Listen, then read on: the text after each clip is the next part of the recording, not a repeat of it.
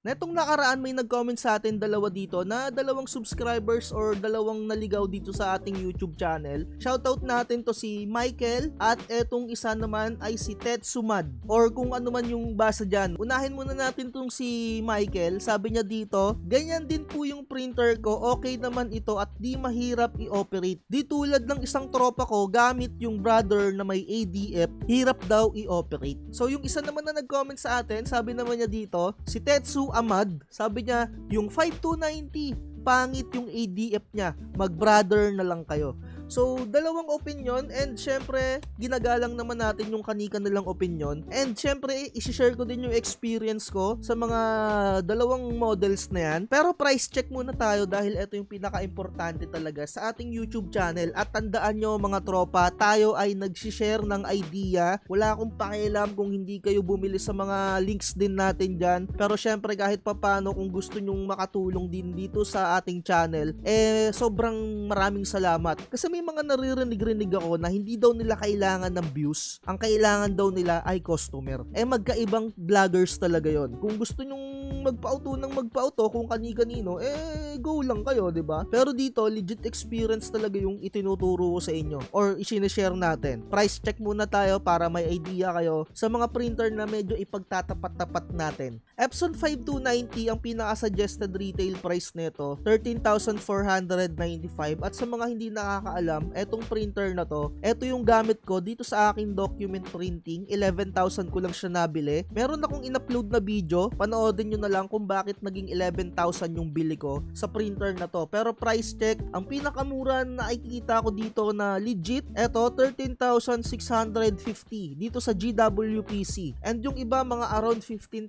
na. And dito sa brother printer, eto yung nakikita ko na medyo kalinyahan niya or yung medyo kasing presyo niya, 14,000 or eto 13,270. DCP T720, parehas silang may ADF. Etong printer na to, nakagamit na ako nito. Kung hindi ako nagkakamali, ganito yung printer dun sa aking trabaho dati. Nung medyo, alam nyo yun, yung auditor pa tayo. Nakagamit na ako niyan and honestly, okay din naman. Same experience lang din siya na meron din time na hindi kinakain yung, hindi siya pumapasok ng maayos kapag medyo lukot-lukot yung, syempre yung papel na pinopotocopy natin or yung pinaka-original na papel na ilalagay natin or padadaanin natin dito sa brother. And same din naman na gamit ko ngayon na Epson 5290, nai-experience ko din yung mga bagay na yon na hindi din kinakain or hindi rin smooth minsan kapag lukot-lukot.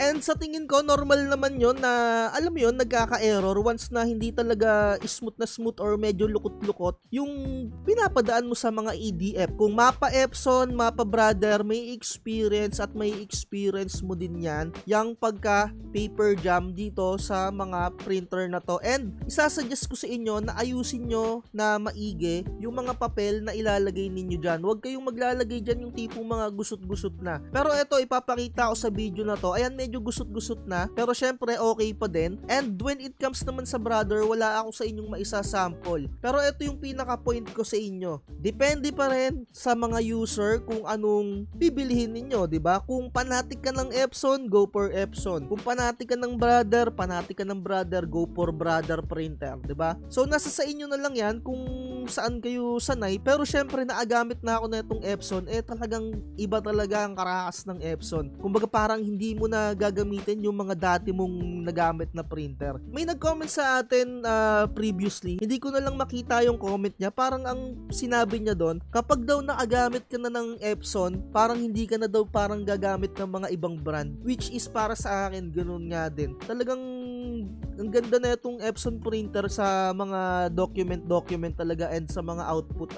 Pero syempre kung nasanay ka na talaga sa brother, kung unang-una mong printer ay brother, tapos bigla ka magsuswitch ng Epson, so napakalaking adjustment nun, 'di ba? So eto na lang yung isa-sample ko, yung photography journey ko. Kumbaga kung ikukumpara sa printer na to, ang unang-una kong nagamit na camera ay Canon na camera. As in. So talagang napakatagal ko na siyang nagamit, and nung humawak ako ng Sony, alam mo yun, parang isang minuto ko palang nahahawakan, parang ayoko nang gamitin kasi alam mo yun, napakalaking adjustment na naman nung gagawin ko, 'di ba? Ganyan din sa printer. Kung nakagamit ka na ng brother, sobrang tagal mo nang gumamit ng brother, aakalain mo din na pangit yung Epson, 'di ba? At kung matagal ka naman ng Epson, aakalain mo ng pangit din yung brother, syempre nasanay ka na rin sa Epson. So etong dalawang printer na to, merong pros and cons pa rin talaga yan Eto si Epson, ako personally, napakadali talaga niyang baklasin. Kaya meron conspiracy theory na sirain daw si Epson kasi nga napakadali niyang baklasin. Unang-una, pwede kang maging peeling technician dyan. And so on and so on, gagaling ka kung lagi mong ginagawa yung pagre-repair.